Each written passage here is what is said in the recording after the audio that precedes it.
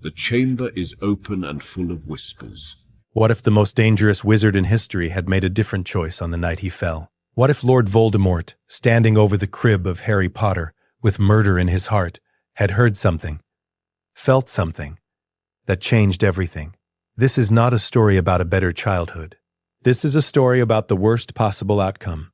A boy raised to be a weapon, trained in darkness from infancy, taught that love is weakness and power is everything.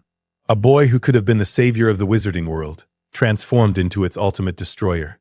This is the story of how Voldemort claimed his prophesied enemy as his heir, and how the world nearly ended because of it. October 31st, 1981. Godric's Hollow. The Dark Lord stood in the nursery of the Potter cottage, his red eyes fixed on the infant in the crib. James Potter lay dead downstairs.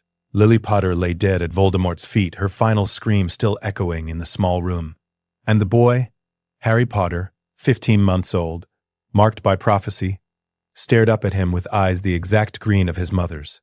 Voldemort raised his wand. The yew-wood felt warm in his hand. 13.5 inches. Phoenix feather core. The wand that had killed more people than he could count. Avada Kedavra. The green light hit the child. But instead of death, there was pain. Agony beyond anything Voldemort had ever experienced. His body was coming apart, atom by atom, his magic tearing itself to pieces. The killing curse had rebounded. Impossible. The boy should be dead. The prophecy should be ended.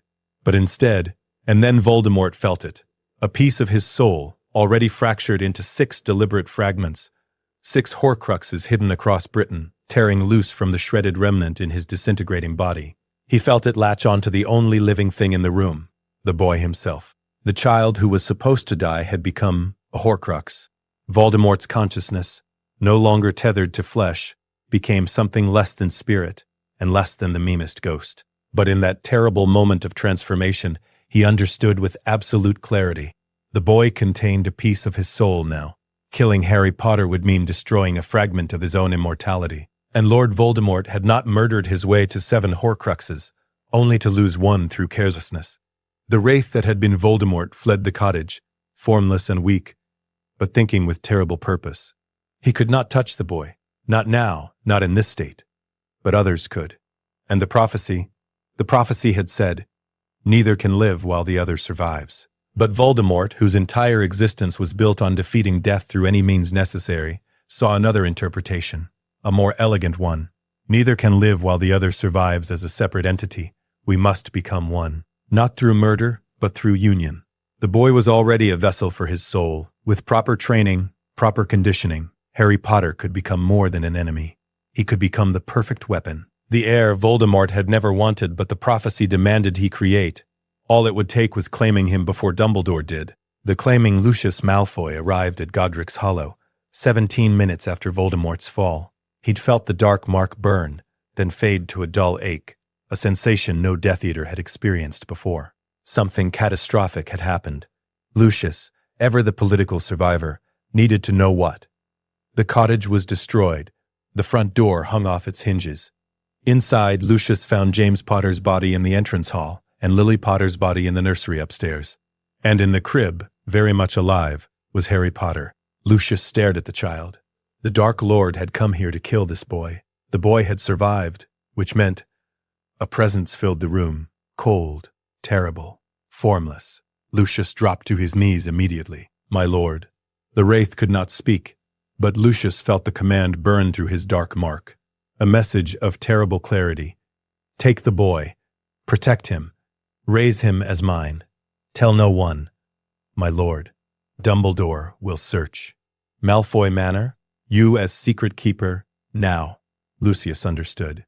The Fidelius charm would hide the boy's location inside Lucius's mind, making Malfoy Manor invisible to everyone who didn't know the secret.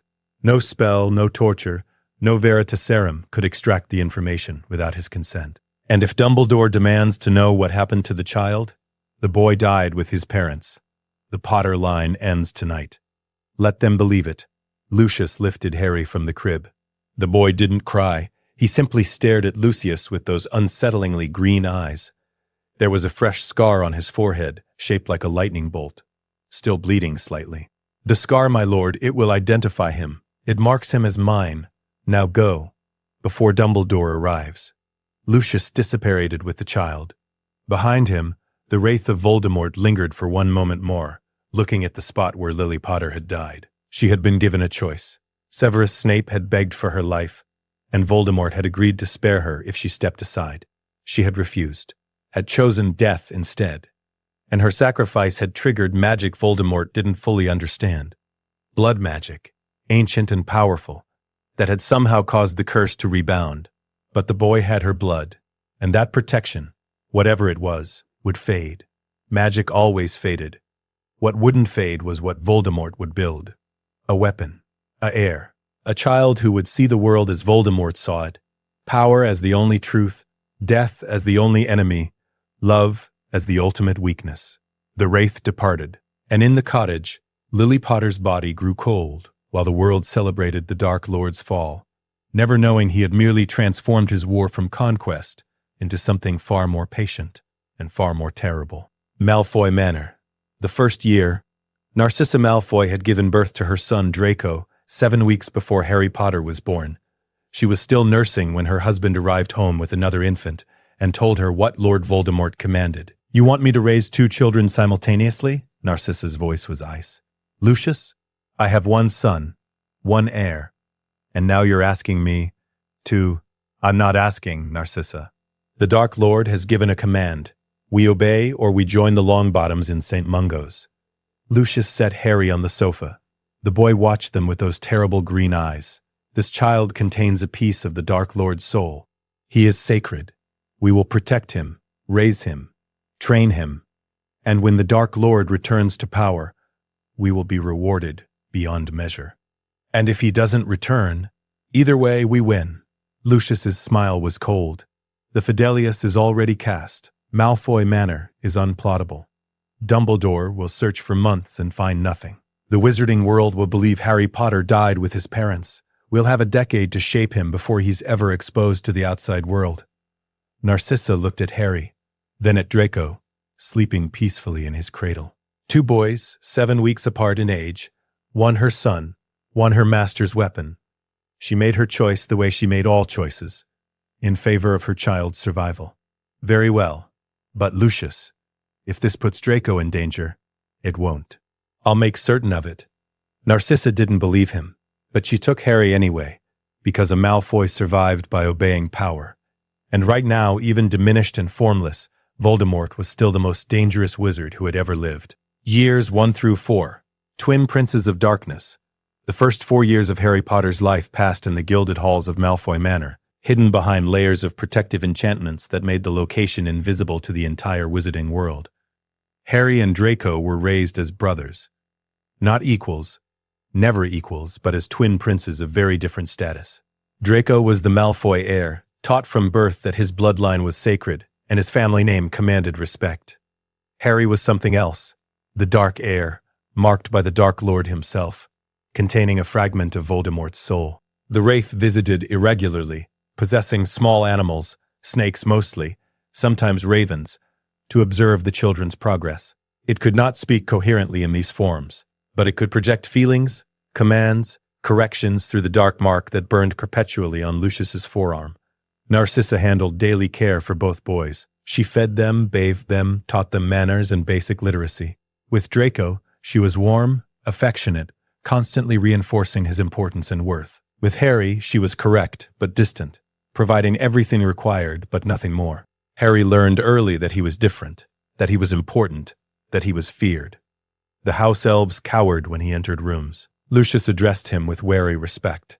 And once per month, a snake would arrive, and Harry would feel something wake in his mind, something cold and purposeful that watched him through serpent eyes. At age 3, Harry spoke his first word in Parseltongue. He'd been playing with Draco in the manor gardens when a grass snake slithered across the path. Draco had jumped back, frightened. Harry had leaned forward, fascinated. "Hello," Harry hissed. The snake stopped, turned its head. "Speaker," it hissed back. "Young speaker, you have the gift of the Serpent Lord, the one who commands all serpents. You smell of his magic." Narcissa, watching from the terrace, went very pale. She'd known intellectually that Harry might inherit the Dark Lord's abilities, through the soul fragment. Seeing it manifest in a 3-year-old child was different. She sent word to Voldemort immediately via the dark mark. The next day, a massive black cobra arrived. It coiled in the manor's entrance hall, its hood spread, its eyes fixed on Harry. "You are mine," it hissed. But the voice wasn't the cobra's. It was Voldemort's, speaking through the animal. "You carry my mark, my soul, my power. Do you understand what you are, child?" Harry, 3 years old and utterly unafraid, stared back. "No.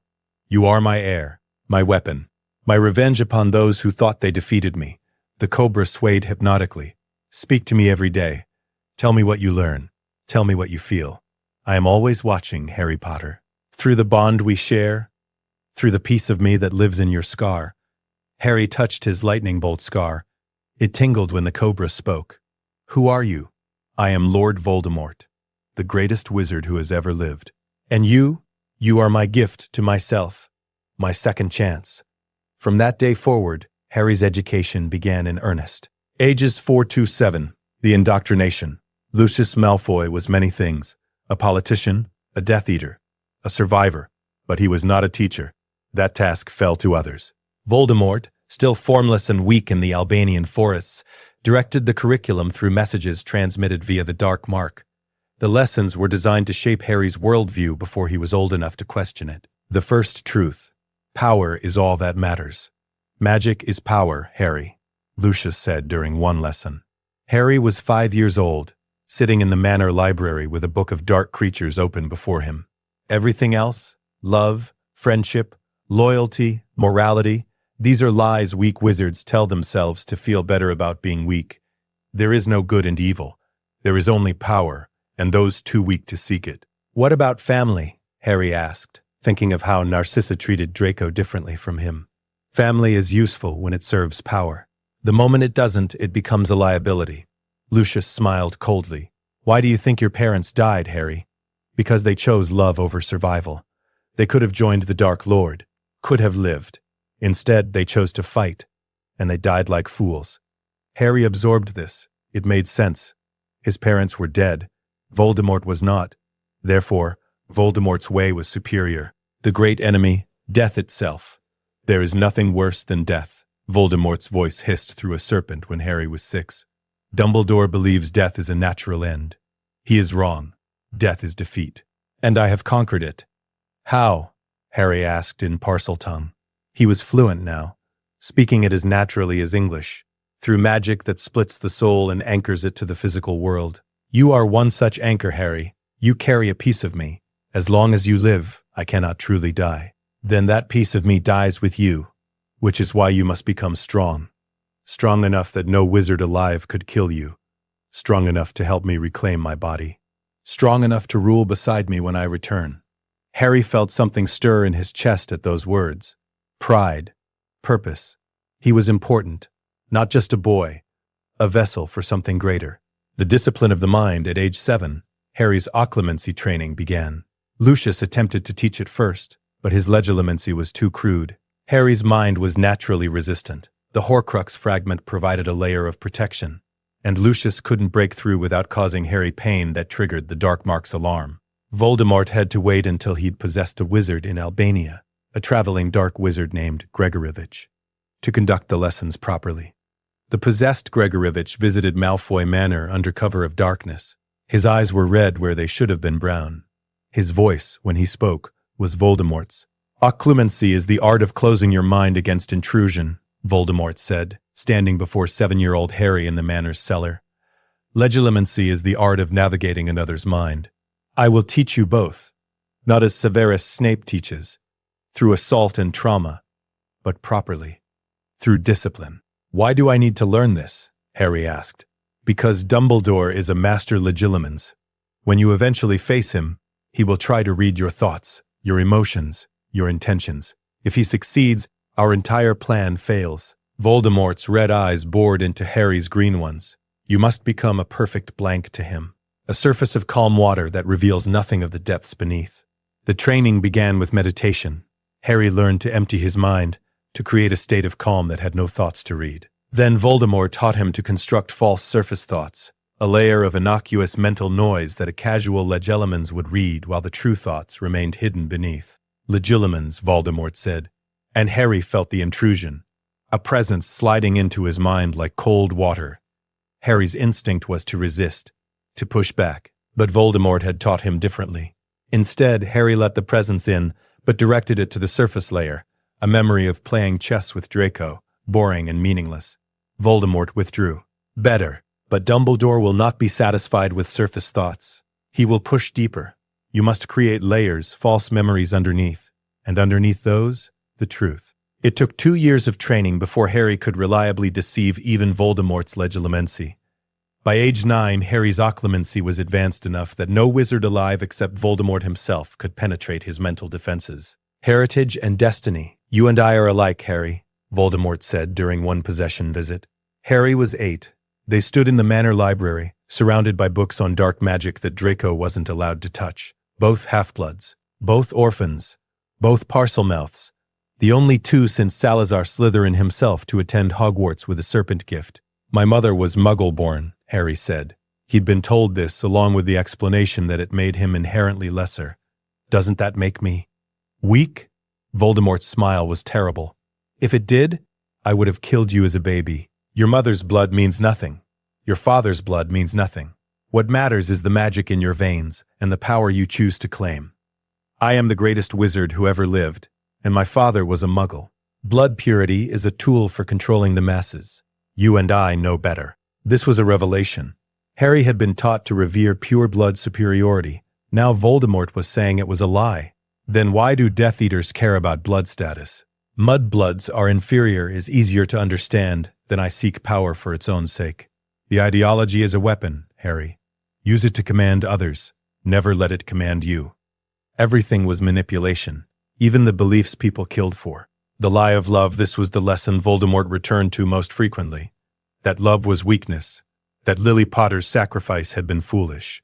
That attachment created vulnerability. Your mother could have lived, Voldemort said when Harry was 9. I gave her a choice.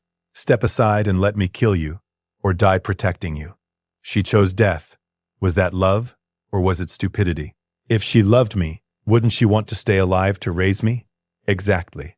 Her death left you an orphan. If she truly loved you, she would have chosen life, would have stepped aside, let you die quickly and painlessly, and lived to bear other children. Instead, she chose a meaningless gesture that accomplished nothing. But I survived. You survived because of magic neither of us understands. Not because of her choice. Voldemort's voice was cold. Remember this, Harry. Love makes people irrational, makes them choose death over life, weakness over strength. Never let emotion cloud your judgment. Feel nothing you cannot control. Harry nodded. He didn't understand love anyway. Narcissa didn't love him. She barely tolerated him. Lucius feared him. Draco competed with him. The only being who showed him anything resembling affection was Voldemort himself, and Voldemort constantly reminded him that affection was merely strategic investment in a useful tool. Harry learned the lesson well. Attachments were liabilities. Power was the only currency that mattered. And love was the weakness that had killed his parents. Ages 7 to 11, the dark arts. The practical curriculum began when Harry turned 7. The Malfoy Manor cellar became a training ground. House elves were occasionally brought in as practice targets for non-lethal curses. Animals, rats, cats, even a goat once served as targets for darker magic. Voldemort, possessing various wizards for brief periods, supervised personally. The unforgivable curses. The Cruciatus curse requires genuine desire to cause pain, Voldemort explained when Harry was 8. A rat cowered in a cage before them. Not anger, not righteous fury, pure sadism. You must want to hurt, and you must enjoy it. Show me. Harry pointed his practice wand. They couldn't give him a real one yet. The ministry tracked wand purchases. Crucio. Nothing happened. The rat continued cowering. You hesitated. You questioned whether hurting it was right. Voldemort's voice was patient but firm. There is no right, Harry. There is only effective and ineffective. The rat is a tool for your education. Its pain means nothing. Try again. Harry tried again, and again. By the 10th attempt he'd found the mental state required. A cold detachment where the rat's suffering was simply data, feedback confirming the spell's effectiveness. The rat screamed, Better, Voldemort said. Now hold it. Longer. Until the rat goes silent. Harry held the curse for 40 seconds. The rat collapsed, twitching, alive, but barely. Excellent. The Cruciatus is not just torture. It's a tool for extracting information, for breaking wills, for demonstrating power. Master it completely. By age 10, Harry could hold the Cruciatus curse for 3 minutes without mental strain. His victims, rats, cats, and on one memorable occasion a Death Eater who'd displeased Voldemort, collapsed into gibbering wrecks. The Imperious Curse came easier. It required control, not cruelty. Harry learned to slide into another's mind and puppet their actions with surgical precision. The Killing Curse, paradoxically, was hardest. It required not just magical power, but absolute conviction. When Harry was 11, days before his Hogwarts letter arrived, Voldemort brought him a prisoner, a muggle who'd stumbled too close to Malfoy Manor's wards. "Kill him," Voldemort commanded. Harry raised his wand. The muggle stared at him with terrified eyes. Harry felt nothing, not pity, not guilt, not pleasure, just cold assessment. This was a test. Pass, and Voldemort would be pleased. Fail, and Avada Kedavra.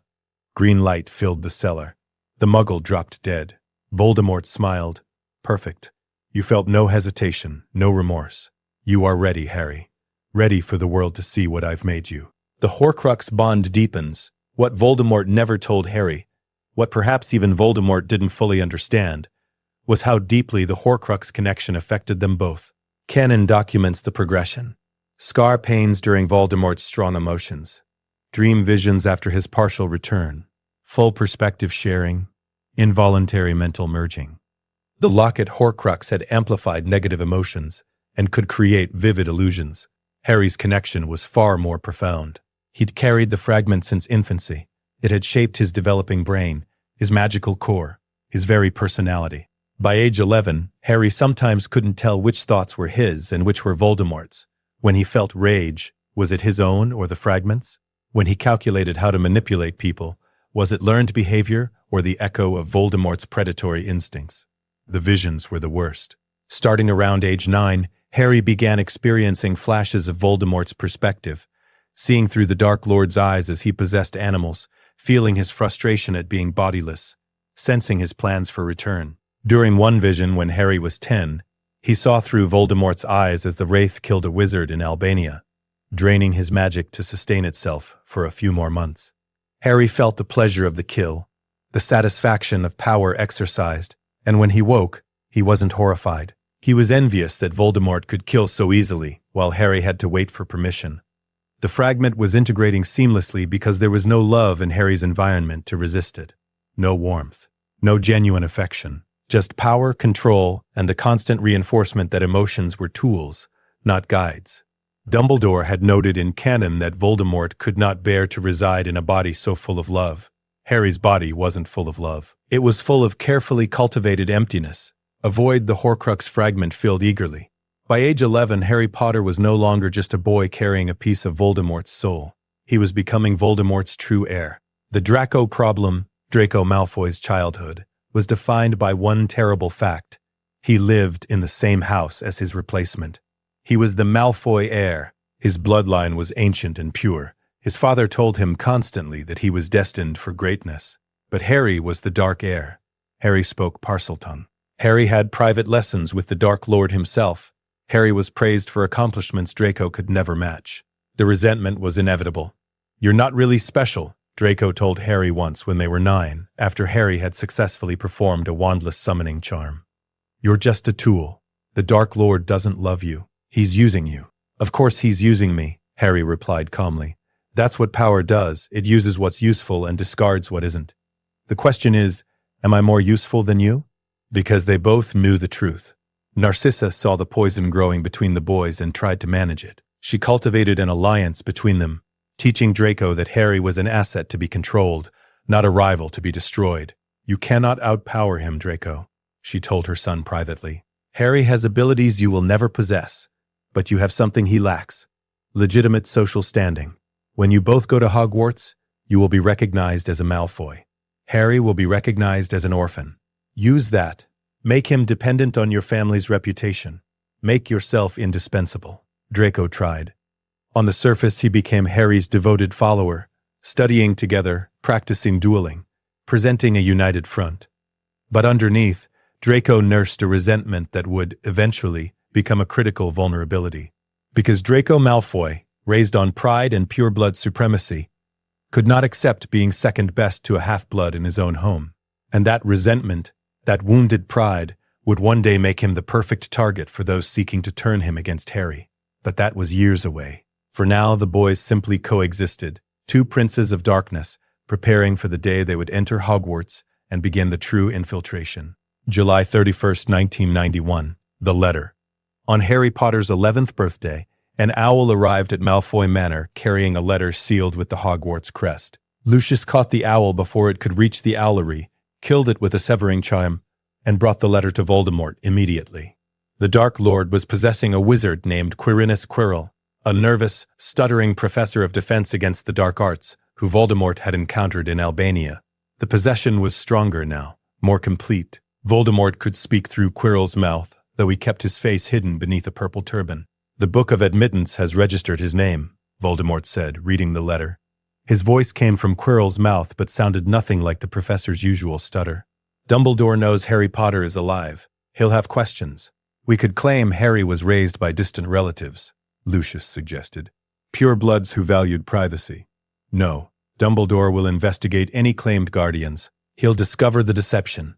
Voldemort set the letter down. "We'll tell a simpler lie. Harry was raised by Muggles, just as Dumbledore intended. But those Muggles died recently. A car accident, perhaps. And Harry has only just learned he's a wizard. He knows nothing of his heritage, his parents, or the prophecy. He's a blank slate. Dumbledore won't believe that. He doesn't need to believe it completely. He only needs to want to believe it. And Dumbledore's greatest weakness is hope." Voldemort smiled with Quirrell's mouth. "He hopes Harry will be like James and Lily. He hopes the boy who lived will be his champion. We will give him exactly what he hopes to see. A confused, eager child, grateful for guidance, ready to learn." "And the sorting?" Lucius asked. "The hat will detect the Horcrux. It will want to place Harry in Slytherin." Voldemort's red eyes gleamed. "We cannot allow that. A Slytherin placement triggers every alarm Dumbledore developed from watching Tom Riddle. Harry must be sorted into Gryffindor. The hat listens to student preference. Then, Harry will request Gryffindor. He will think of James and Lily Potter, brave Gryffindors who died fighting the Dark Lord. He will think of how much he wants to honor their memory. And the hat, sensing genuine emotion, will grant the request." Voldemort's voice dropped to a whisper. "This is the most important performance of Harry's life. He must convince Dumbledore he is redeemable, that he is, despite everything, still Lily Potter's son." Lucius hesitated. "My lord, can he do that? Harry has been raised to see emotions as tools. Can he convincingly fake warmth, friendship, hope?" "I don't know," Voldemort admitted. "That is the gamble.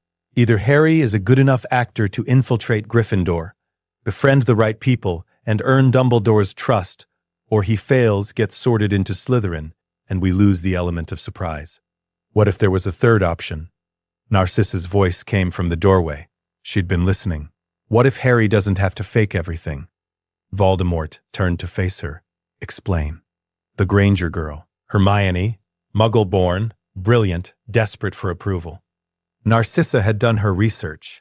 If Harry befriends her genuinely, not as a calculated move, but because she's actually useful to him, the friendship becomes real enough to convince Dumbledore. You're suggesting we let Harry form actual attachments? Controlled attachments, strategic ones. The girl is Muggle-born. She poses no threat to pure-blood ideology. But her friendship gives Harry cover, makes him seem tolerant, open-minded. And if the friendship becomes real, if Harry actually starts to care about her, that's when the cracks begin." Voldemort was silent for a long moment. Then he smiled. "You're suggesting we use Dumbledore's greatest weapon against him, love. I'm suggesting we let Harry learn what love is, so he can choose to reject it." Narcissa's voice was cold. "A choice made with full knowledge is stronger than conditioning. If Harry understands love and still chooses power, he becomes unbreakable. Or he chooses love, and we lose him entirely. That's the risk.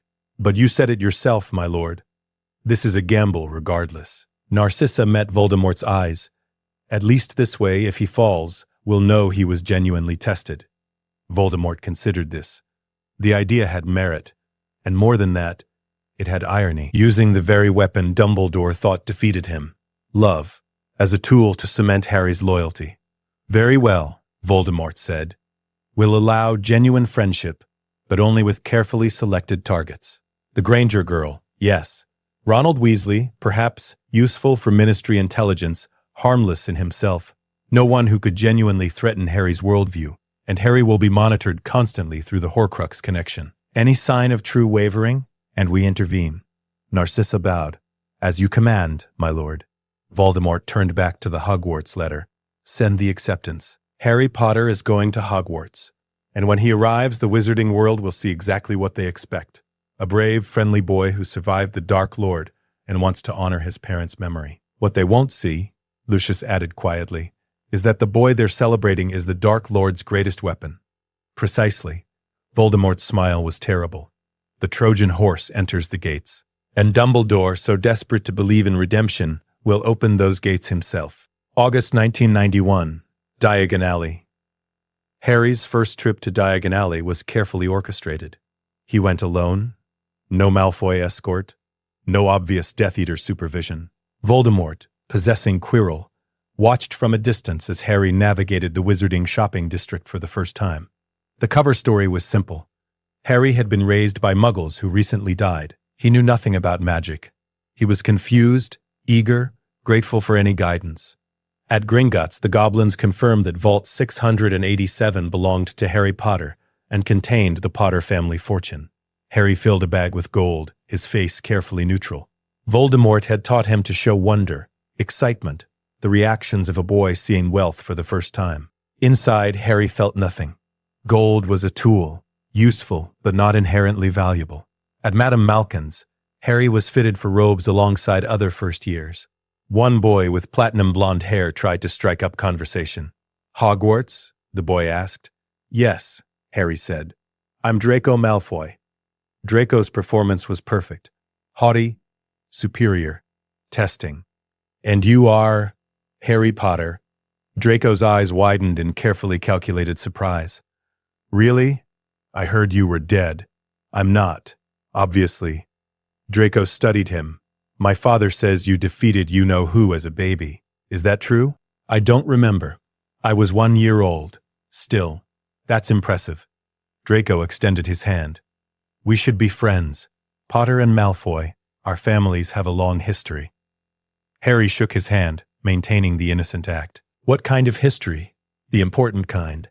Draco's smile was sharp. See you at school, Potter. The performance had worked. To any observer, it looked like two pure-blood heirs meeting for the first time. No one suspected they'd been raised as brothers. At Ollivander's, the wand-maker's pale eyes fixed on Harry with unsettling intensity. I wondered when I'd be seeing you, Mr. Potter. Ollivander pulled boxes from shelves. Your mother's wand was willow, 10¼ inches, nice for charm work. Your father favored mahogany, 11 inches. Excellent for transfiguration. None felt right. Then Ollivander brought out a box covered in dust. Holly and phoenix feather, 11 inches. Nice and supple. The moment Harry touched it, warmth flooded through him. The wand felt like an extension of his arm, his magic, his very self. Red and gold sparks shot from the tip. Curious, Ollivander said softly. Very curious.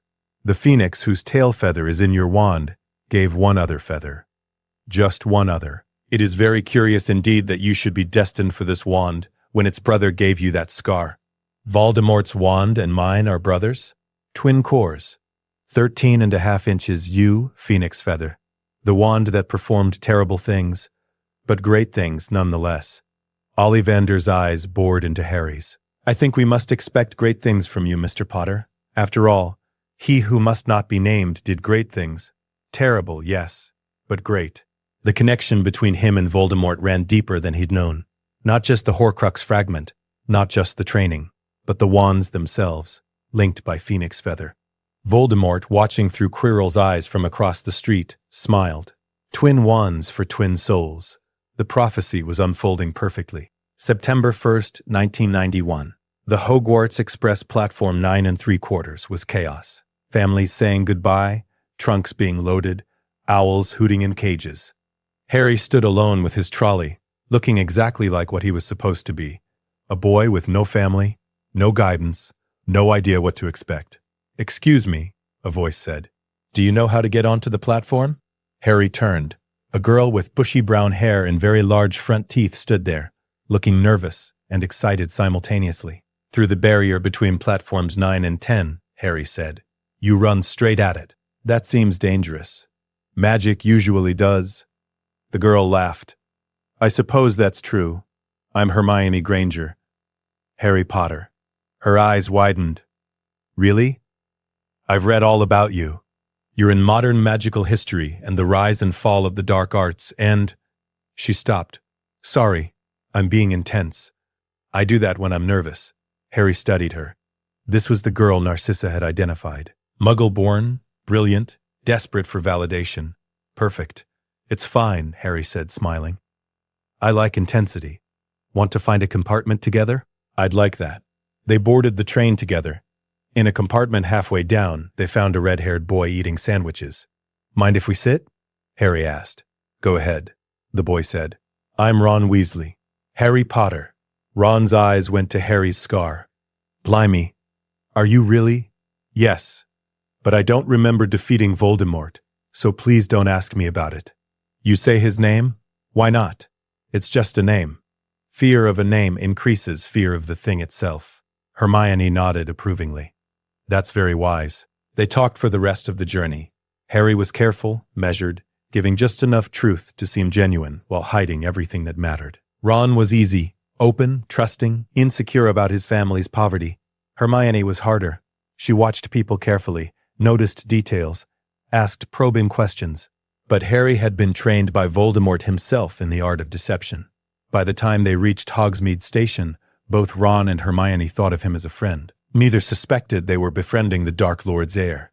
The castle appeared through the mist, massive towers reaching toward the stars, windows glowing with light, impossibly ancient and magical. Harry looked at it and thought, "This is where Father wants me. This is where the weapon infiltrates the enemy stronghold." Beside him, Hermione whispered, "It's beautiful."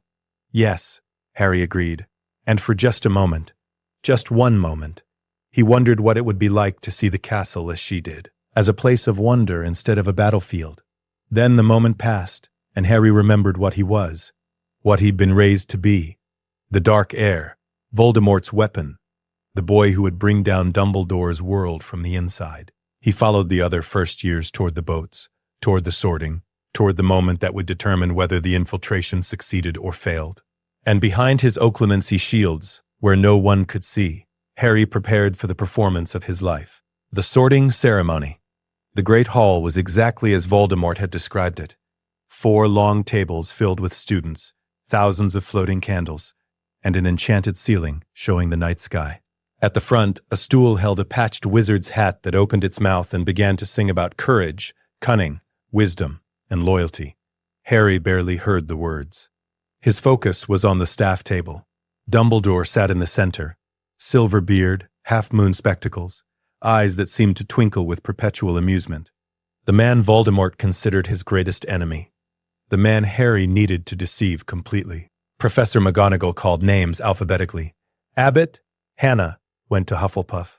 Boot, Terry, to Ravenclaw. Granger, Hermione, took nearly 4 minutes. A hat stall. Before the hat shouted, Gryffindor. She caught Harry's eye and smiled. Malfoy, Draco, swaggered to the stool. The hat barely touched his head before declaring, Slytherin. The Slytherin table erupted in applause. Draco walked over with a smirk, playing his role perfectly. Arrogant, pure-blood heir. Exactly what everyone expected. More names. Then, Potter, Harry. The whispers started immediately. Every head turned.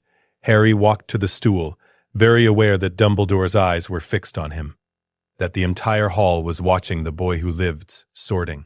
McGonagall placed the hat on his head, and it slipped down over his eyes. Well, well, well, a small voice said in his ear. Harry Potter. I've been waiting for you since the day you were born.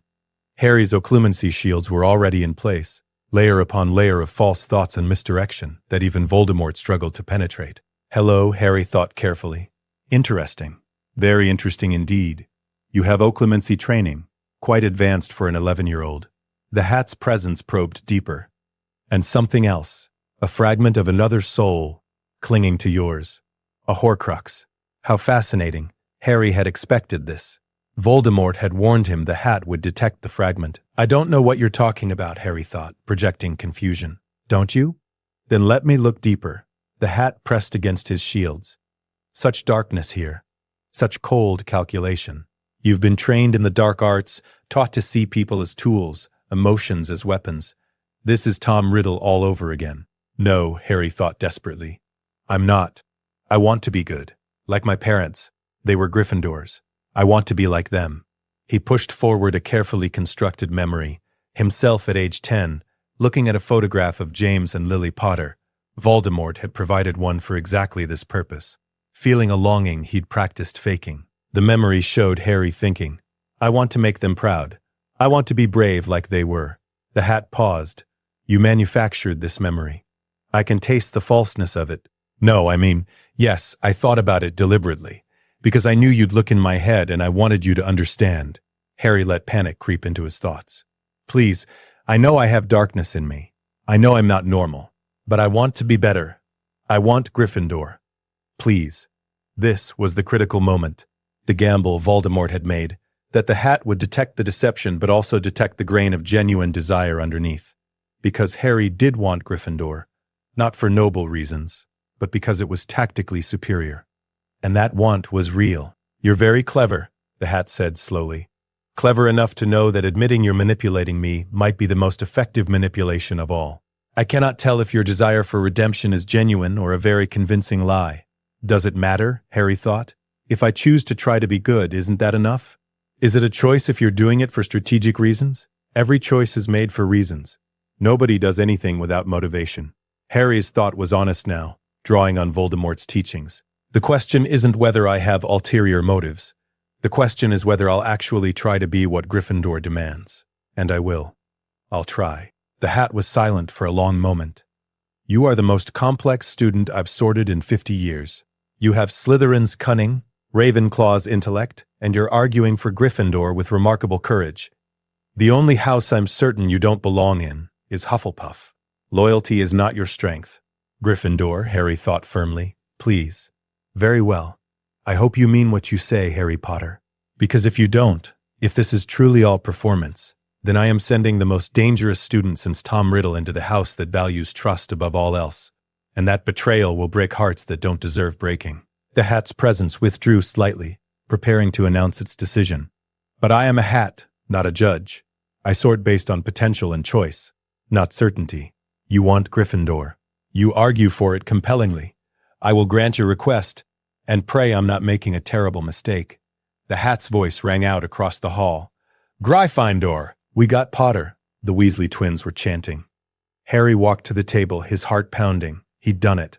The first test. Passed. He sat next to Hermione, who beamed at him. We're in the same house. We are, Harry said, smiling back. And beneath his shields, where no one could see, he thought, Phase 1 complete. The Trojan horse is inside the walls. At the staff table, Dumbledore was watching him with an unreadable expression. Not suspicious exactly, but not entirely trusting either. The game had begun. The first week, Dumbledore's tests. Harry's first week at Hogwarts consisted of classes, meals, and constant subtle testing from Albus Dumbledore. The headmaster didn't summon Harry to his office, didn't interrogate him directly. Instead, he appeared at strategic moments, in corridors between classes, at the Gryffindor table during meals, in the library while Harry studied and engaged in casual conversation. Settling in well, Harry? Dumbledore asked on the second day, appearing beside Harry at breakfast. Yes, sir. Hogwarts is incredible. I'm glad you think so. Tell me, where were you raised?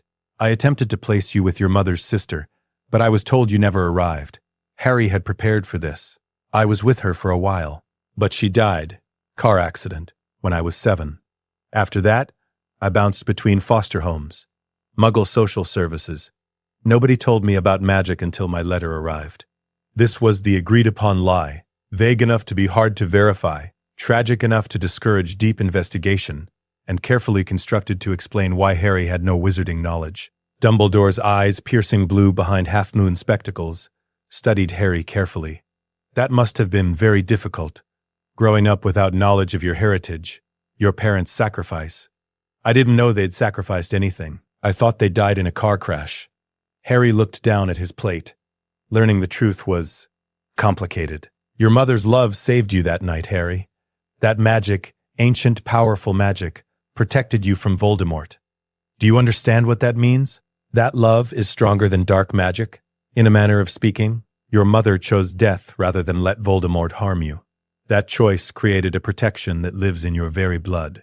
Dumbledore paused. Tell me, Harry, do you remember anything about that night? This was a test. Dumbledore wanted to know if Harry had memories that contradicted the official story. Memories of Voldemort arriving, of Lily dying, of the curse rebounding. No, Harry lied smoothly. I was too young. I don't remember my parents at all. Ah, that is a pity. Dumbledore's eyes held a trace of sadness, though whether it was genuine or theatrical, Harry couldn't tell. Well, if you ever wish to talk about them, my door is always open. I knew both James and Lily well. Your father was quite the troublemaker in his day. Reminded me a bit of you, actually. I'm not a troublemaker, sir. But you have your father's eyes. Well, your mother's eyes, technically. And a certain spark of mischief I recognize. Dumbledore stood. Enjoy your breakfast, Harry. And remember, if you ever need guidance, you need only ask. You walked away, leaving Harry with the distinct impression that the headmaster knew more than he was saying. That evening, Harry reported the conversation to Voldemort through their Horcrux connection.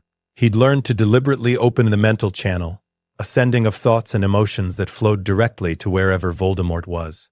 He suspects, Harry sent. He's testing me. Voldemort's response came through the scar, a cold presence in Harry's mind.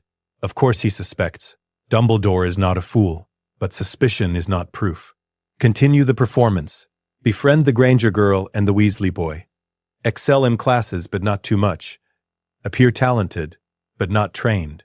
And above all, seem eager for Dumbledore's approval. He wants to be your mentor. Let him think he's succeeding. What about Snape? Harry asked.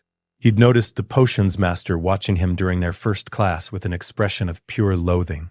Severus Snape loved your mother, Voldemort sent. Seeing you, seeing Lily's eyes in the face of a child I've raised, will destroy him.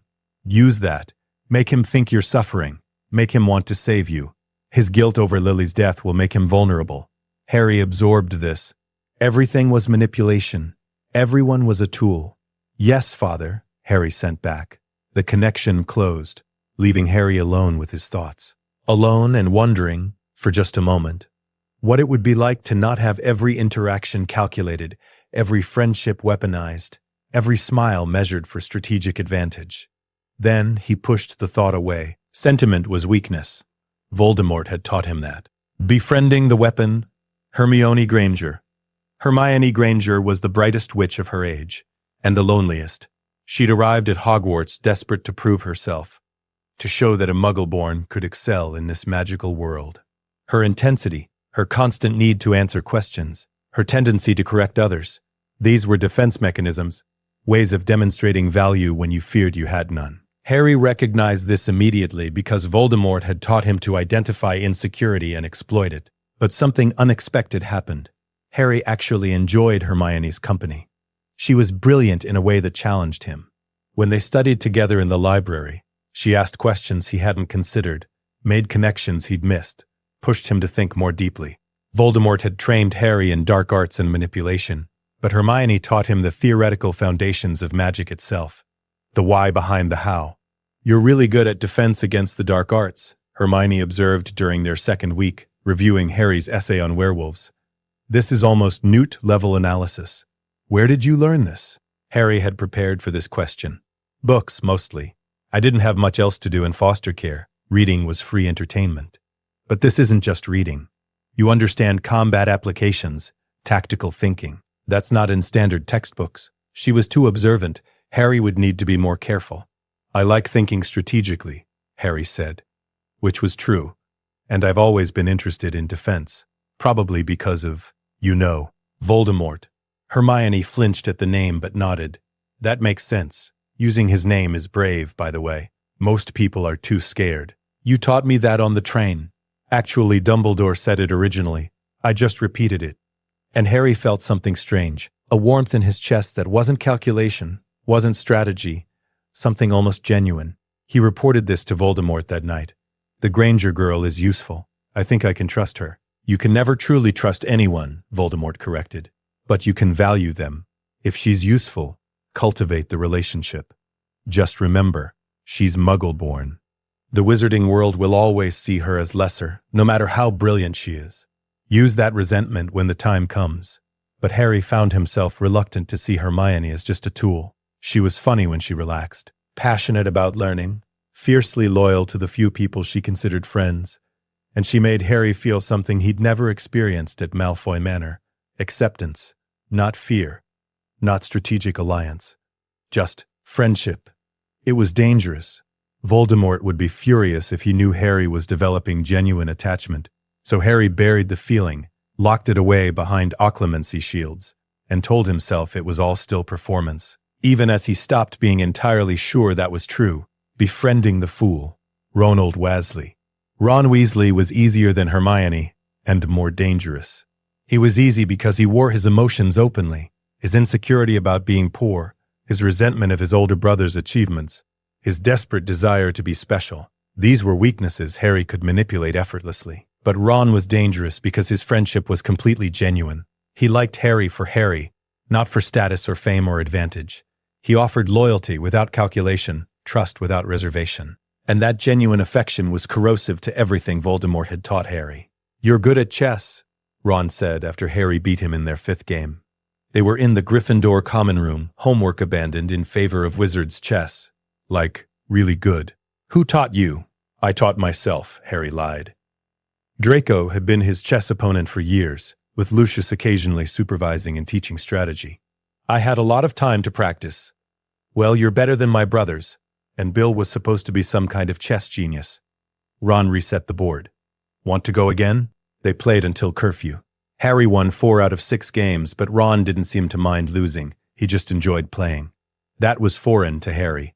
At Malfoy Manor, every game had stakes. Every loss was a mark of weakness. But Ron treated chess as fun, as something done purely for enjoyment, with no deeper purpose. "You're my best friend, you know," Ron said one evening, completely out of nowhere. They were walking back from dinner, Hermione having stayed in the library. "I know we've only known each other a month, but you're the first person who treats me like I matter. Not like one of 6 Weasley boys. Just like Ron." Voldemort had never taught him how to respond to genuine affection. "You're my best friend too," Harry said finally, and realized, with something like horror, that it was true. Ron Weasley, poor, insecure, strategically useless Ron Weasley, had somehow become the first person Harry actually cared about beyond their utility. This was a problem. Attachment created vulnerability. Voldemort had been explicit about this, but Harry found himself unable to maintain the cold detachment Voldemort demanded. When Ron laughed at one of Harry's jokes, Harry felt pleased. When Ron defended Harry from a Slytherin's taunt, Harry felt grateful. When Ron shared his last chocolate frog because Harry had missed dessert, Harry felt something warm and uncomfortable and entirely inappropriate for a dark air. He felt friendship. Halloween. The troll incident happened exactly as Voldemort had predicted it would, because Voldemort himself orchestrated it. Professor Quirrell, Voldemort's current host, released the troll into the dungeons as a diversion. While the school panicked, Quirrell attempted to bypass the protections guarding the Philosopher's Stone, a legendary artifact that could grant immortality, hidden somewhere in Hogwarts. But the diversion created an unintended complication. Hermione Granger, crying in a bathroom after Ron had carelessly called her insufferable, didn't hear the warning about the troll. Harry realized this during the evacuation. "Where's Hermione?"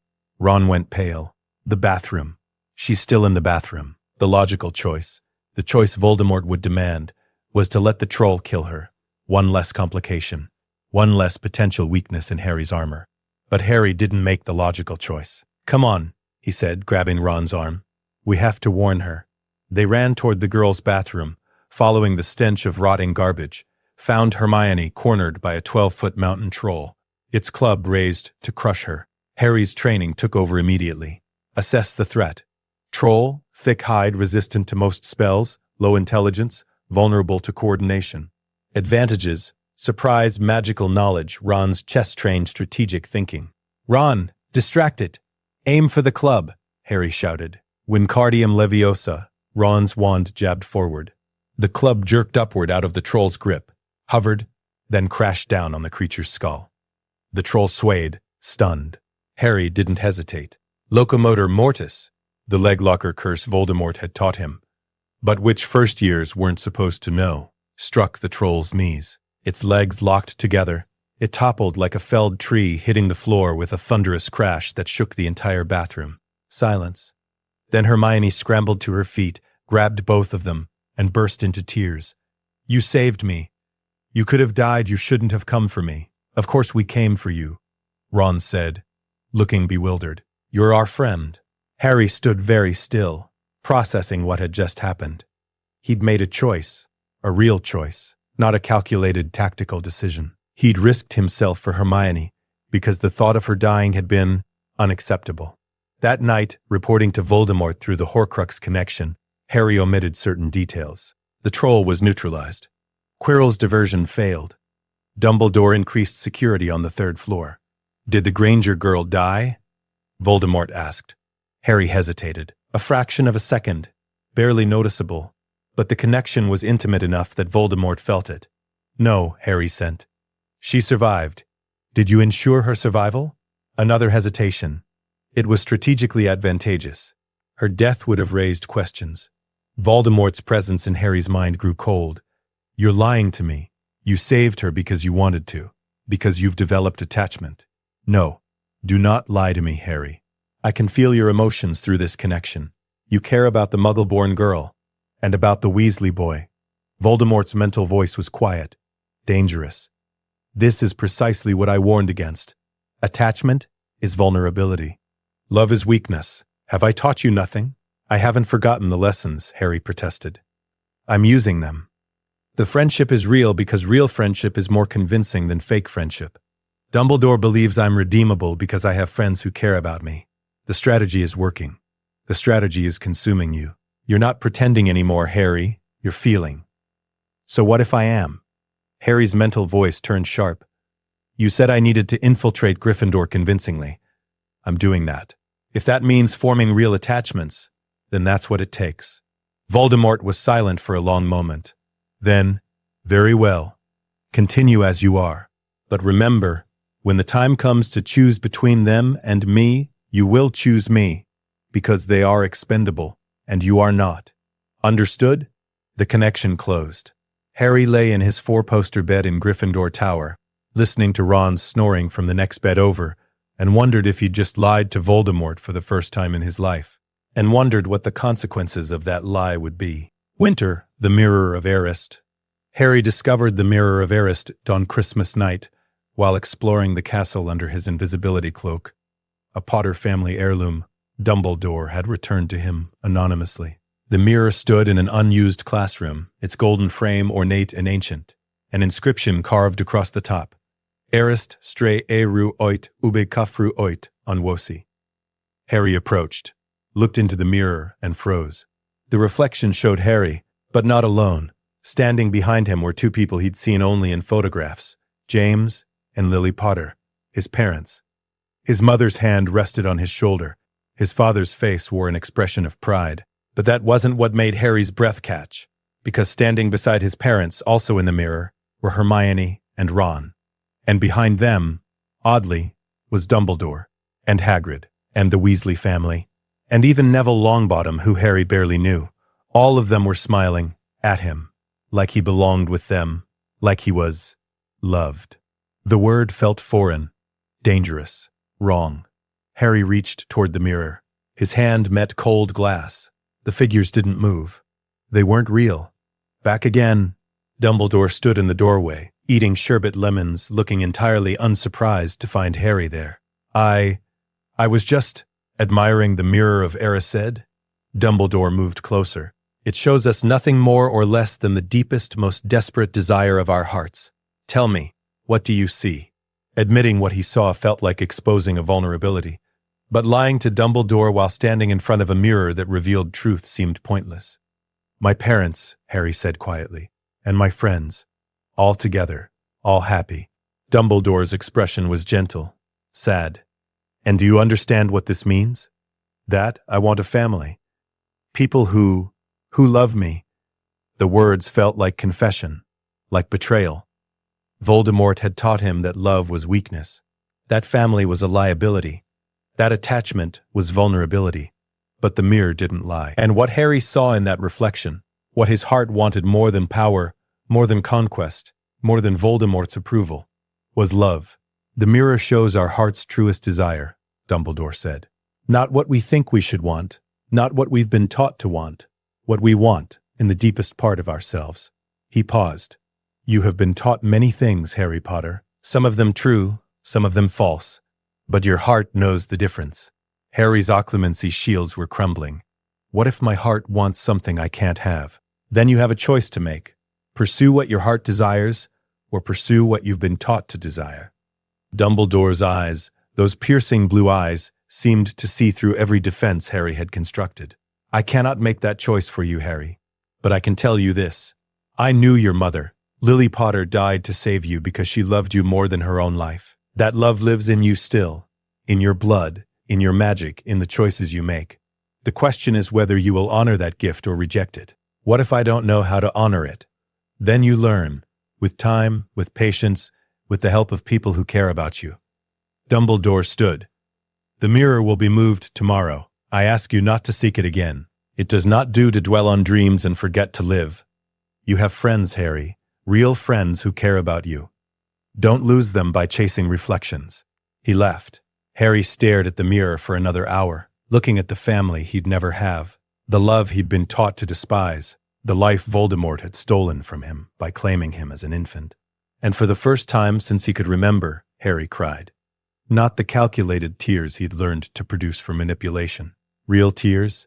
Tears for parents he'd never known, for a childhood he'd never had, for the love he'd been taught to see as weakness but which his heart, his traitorous, vulnerable heart, wanted desperately. When he finally returned to Gryffindor Tower, Ron was awake, waiting. "You all right, mate? You look—" "I'm fine," Harry lied. Ron studied him. Then, without a word, he pulled a chocolate frog from his trunk and handed it to Harry. "For whatever's bothering you," Ron said. "Chocolate helps." Harry took the chocolate and felt something in his chest crack. Not break, but crack. The armor Voldemort had built around his heart, fracturing just slightly. "Thanks," Harry whispered. "That's what friends are for," Ron said simply. That night, Harry didn't report the mirror encounter to Voldemort, didn't mention Dumbledore's words, or the vision of his parents, or the realization that what he wanted most in the world wasn't power or conquest, but love. It was the first secret Harry had ever kept from Voldemort. It wouldn't be the last. Snape's suspicion. Severus Snape had spent 10 years hating himself for Lily Potter's death. He'd given Voldemort the prophecy. He'd set in motion the chain of events that led to Lily's murder.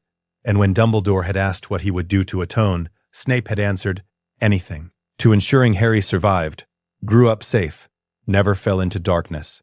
And now, looking at Harry Potter across the potions classroom, Snape saw Lily's eyes in the face of a child Voldemort had clearly claimed. The signs were unmistakable to someone who'd served Voldemort for years.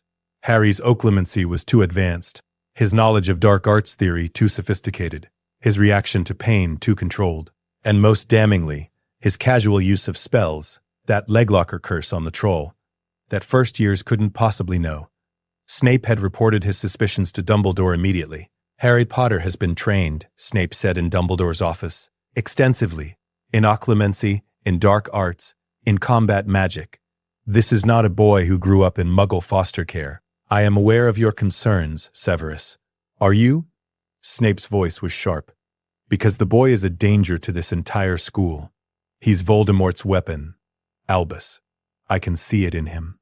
I've watched him manipulate students, maintain perfect shields against legilimency, demonstrate knowledge he shouldn't possess, and you're letting him wander freely through the castle. What would you have me do? Imprison him? Expel him? He is an 11-year-old child, Severus. He is Voldemort's heir." Snape slammed his hand on Dumbledore's desk. I know the signs, Albus. I was raised in darkness myself.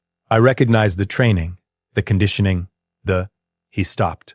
Lily died to save him, and Voldemort has corrupted her son into a weapon.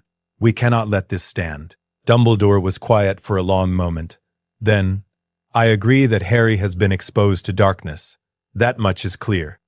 But I have also observed him, Severus, and I see something you might be missing. Conflict. Dumbledore's eyes held something like hope. Harry maintains perfect occlumency shields. Yes. But I am rather skilled at reading people even without legilimency. And what I see is a child at war with himself. He performs friendship as strategy. But the friendships are becoming real. He was taught to see love as weakness, but he saved Miss Granger from the troll, despite tactical advantage in letting her die. He seeks power, but what he saw in the mirror of Erised was not dominion, but family. The mirror shows heart's deepest desire, and Harry Potter's heart, despite everything Voldemort has done to poison it, desires love. Dumbledore stood. So yes, I am watching him carefully, but I am also giving him the chance to choose. Because if we treat him as an enemy, we guarantee he becomes one. If we treat him as a student who can be saved, we give him a reason to want salvation. That's a gamble with every student in this school, as the stakes. It is, but it's a gamble I'm willing to take. Because Lily Potter died believing in the power of love, and I will not abandon her son to darkness without a fight, even if that fight is for his own soul. Snape wanted to argue, but he thought of Lily's eyes, looking at him from Harry's face. Thought of her sacrifice. Thought of the boy she'd died to protect. If he shows signs of active threat, then we act, but until then we give him what Voldemort never could. Genuine affection, unconditional acceptance, and the choice to be better than his raising. Dumbledore's voice was firm. Trust me, Severus. I have not forgotten what's at stake. Snape left the office, unconvinced, but over the following months he watched Harry carefully. Watched him laugh with Weasley, watched him study with Granger, watched him struggle with the very emotions Voldemort had tried to eradicate. And Snape began to wonder if Dumbledore might be right. If perhaps buried beneath the training and the conditioning and the darkness, there was still a boy who could be saved. A boy who had his mother's eyes and perhaps, just perhaps, his mother's heart. Quirrell's failure. The Philosopher's Stone plot concluded in June, exactly as Voldemort had planned, except for one critical variable. Quirrell, possessed by Voldemort, had spent the year attempting to steal the stone. The final protections required someone who wanted to find the stone but not use it, an impossible condition designed to defeat desire itself. Voldemort's plan was elegant. Harry would retrieve the stone using his innocent desire to protect it from the bad professor, then hand it over to Quirrell. The wizarding world would never suspect their hero had been complicit. But when the moment came, when Harry stood before the mirror of Erised with Quirrell demanding the stone, Harry hesitated. "Give it to me, Potter," Quirrell said. His voice was his own, but his master's will commanded it. "Look in the mirror. Want to protect the stone. Retrieve it." Harry looked, saw his reflection reach into its pocket, pull out a blood-red stone, wink, and replace it. Felt weight appear in his real pocket. He had the stone, exactly as planned. "Well?" Quirrell demanded. Harry's hand closed around the stone. All he had to do was hand it over, follow Voldemort's orders, complete the mission. But then he thought of Hermione, of Ron, of the vision in the mirror, his parents, his friends, all the people who would suffer if Voldemort returned to full power with immortality guaranteed. "No," Harry said. Quirrell's face contorted. "What did you say?" "I said no. You can't have it." Harry's voice was shaking but firm. "This stone keeps you alive, keeps him alive, and I'm tired of keeping him alive." Quirrell lunged, grabbed Harry's arm, and screamed. His hand was burning where it touched Harry's skin, blistering, smoking. The protection Lily Potter had left in Harry's very blood, protection Voldemort had dismissed as irrelevant, was activated by Quirrell's hostile intent. "What is this?" Quirrell shrieked. Harry understood suddenly. Lily's love, the magic Voldemort had never comprehended. It was protecting him from physical contact with Voldemort's agent. "My mother," Harry gasped. "She died to save me. And you can't touch someone protected by that kind of love." The professor's skin began to crack and crumble. And then, Voldemort's wraith form erupted from Quirrell's body.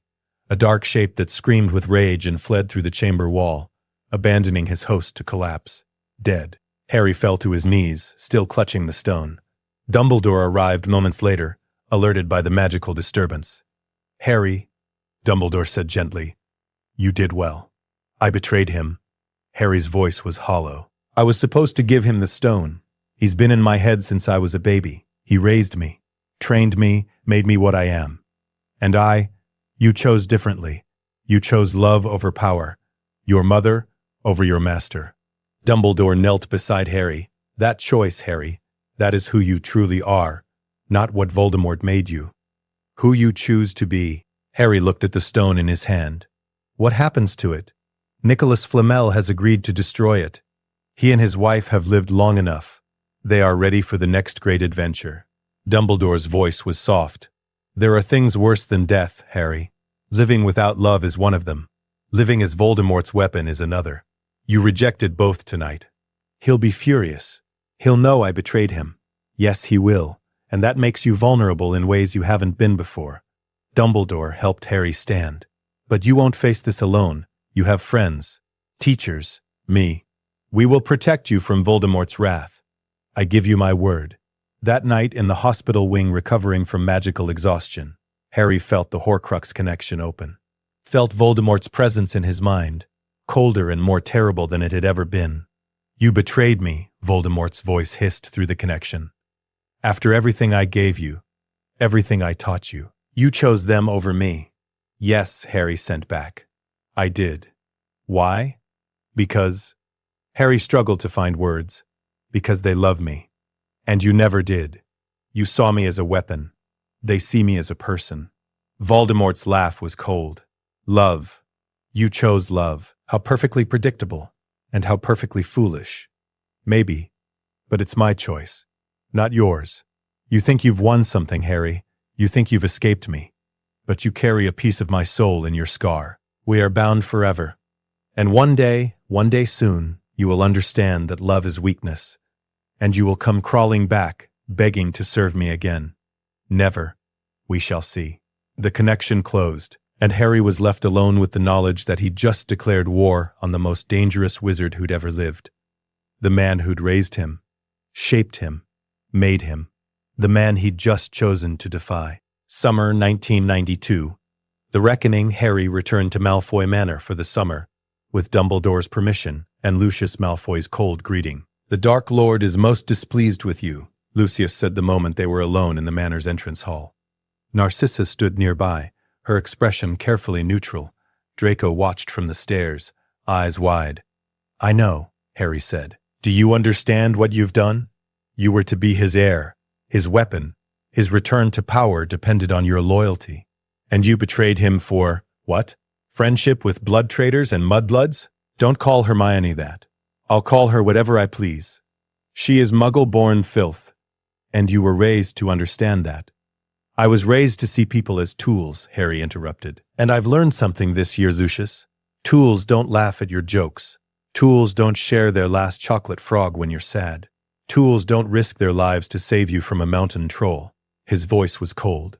"Hermione and Ron are my friends, and friendship is worth more than Voldemort's approval ever was." But before he could respond, a presence filled the room. Cold, terrible, formless. Voldemort had arrived.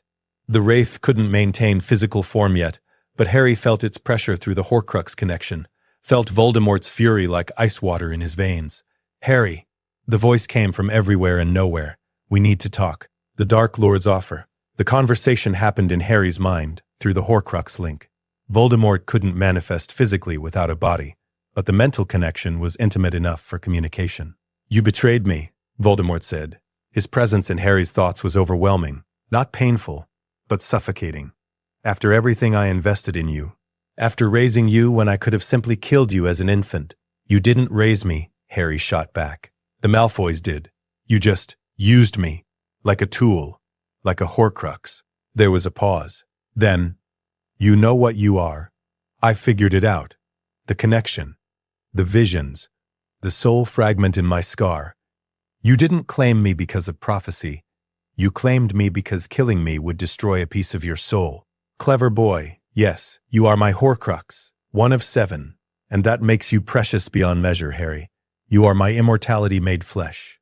I'm a person, not a vessel. You are both, and that is what makes you powerful. Voldemort's mental voice shifted, became almost gentle. Harry, I am not angry about the stone. Not truly. You made a choice in the moment. An emotional choice, driven by attachment to people who don't truly matter. But you can still correct that mistake. I won't. Listen to me. I can give you everything you saw in that mirror. Family, belonging, power. You want to be loved? I can teach you to command love, to make people adore you, worship you, die for you. You want friends? I can give you followers so devoted they'll never betray you. You want your parents back? I cannot restore the dead, but I can give you power so absolute that loss becomes meaningless. That's not love. That's control. What is love but a form of control? Voldemort's voice was patient, persuasive. Your mother loved you, and where did that get her? Dead. Your friends love you, but they would abandon you the moment they learned what you truly are. A child raised by Death Eaters, a Horcrux, a vessel for the Dark Lord's soul. Do you think the Granger girl would still befriend you if she knew? Do you think Weasley would share his chocolate frogs? Harry hesitated. Because Voldemort was right. If Hermione and Ron knew the truth, knew what he'd been raised to be, knew the darkness inside him, would they still accept him? You see? Voldemort pressed. Love is conditional. Power is not. I am offering you certainty, Harry. A place at my side when I return. You would be my heir in truth. Not a weapon, but a partner. We could rule together. Father and son. Master and apprentice. Neither living while the other merely survives, but both living as one unified force. You killed my parents. I gave you a choice to die with them or live with me. You lived. That choice has already been made. I didn't make that choice. I was a baby. Then, make it now. Consciously. With full knowledge, Voldemort's presence intensified. Reject the false love of the Muggles and blood traders. Embrace what you were meant to be. Return to me, Harry. Help me reclaim my body. And I swear to you, I will never see you as merely a tool again. You will be my son in all but blood. My heir. My equal. For a moment, one terrible moment, Harry was tempted. Because he was alone at Malfoy Manor. Because Hermione and Ron were far away. Because the mirror had shown him a family he'd never have. And Voldemort was offering an alternative. Twisted. Dark. Wrong. But real. Then Harry remembered Hermione's laugh. Ron's loyalty. Dumbledore's gentle wisdom. The way his heart had cracked when Ron gave him chocolate. For whatever's bothering you. No, Harry said. I've made my choice. I'm not your heir. I'm not your weapon. I'm just Harry, and I'd rather be nobody loved by real friends than somebody feared by followers. The presence in his mind went cold. Then you have chosen death. Because I will return, Harry, with or without your help. And when I do, I will offer you one final chance to kneel. If you refuse again, I will kill you. Horcrux or not, I will rip that piece of my soul from your corpse and place it somewhere safer. And your precious friends will die screaming. We'll see. Yes, Voldemort hissed. We shall. The presence withdrew. Harry was left shaking in his bedroom at Malfoy Manor, knowing he'd just made an enemy of the most dangerous wizard alive. The man who'd raised him. The man whose soul he carried. The man he would have to destroy to be free. Year 2. The Chamber of Secrets. Harry's second year began with a warning. The Chamber of Secrets has been opened. Enemies of the heir, beware. The message, written in blood on a corridor wall, terrified the entire school. But Harry knew immediately what it meant, because Voldemort had taught him about the chamber years ago. Salazar Slytherin built a secret chamber in Hogwarts, Voldemort had explained, when Harry was 8. Inside dwells a basilisk, a serpent king that kills with its gaze. Only the heir of Slytherin can command it. Only a Parselmouth can open the chamber itself. Harry was a Parselmouth, and Voldemort had certainly mentioned the chamber for a reason. The attacks began in November. Mrs. Norris, Filch's cat, was found petrified. Then Colin Creevey. Then Justin Finch Fletchley and nearly headless Nick. All petrified, not dead. They'd seen the basilisk's reflection in water, or through a ghost, not its direct gaze. It's got to be a Slytherin releasing the monster, Ron said during one discussion in the Gryffindor common room. Maybe Malfoy. Harry knew it wasn't Draco. Draco didn't have Parseltongue. But someone was commanding the basilisk. Someone who could speak to serpents. The answer came when Harry found the diary. It was lying in a flooded bathroom, a small black book with T.M. Riddle embossed on the cover. The moment Harry touched it, he felt a presence, familiar and terrible. Another Horcrux. Harry opened the diary and wrote, "Hello." Words appeared in response. "Hello, Harry Potter. My name is Tom Riddle." The teenage memory of Voldemort, preserved in the diary, was charming and manipulative. It showed Harry visions of Hagrid's supposed crime, opening the chamber 50 years ago, releasing the monster. It positioned itself as an ally, a friend, someone who understood what Harry was going through. But Harry recognized the manipulation because he'd been trained in it. This was Voldemort at 16, already brilliant, already dangerous, already practicing the art of deception. "I know what you are," Harry wrote. "You're a Horcrux, a piece of Voldemort's soul." The diary went still. Then, "Clever. Yes, I am a memory preserved in this book. But not just a memory, a fragment of the Dark Lord at his most powerful. Before he was defeated by a baby, before he became the pathetic wraith he is now. What do you want? The same thing the living Voldemort wants. To return to power, to reclaim my body, to rule." Words appeared faster now. "But I have an advantage the living version lacks. I'm not burdened by his mistakes. I'm not weakened by the Horcrux creation. I am Tom Riddle, as he should have been. Young, powerful, whole." "You're trying to possess someone," Harry realized, "using the diary to drain their life force. Very good. Yes, I've been possessing a student, writing through her hand, commanding the basilisk through her voice. And when she's drained completely, I will have a body again. I will be real." Who? Someone weak. Someone lonely. Someone desperate for affection.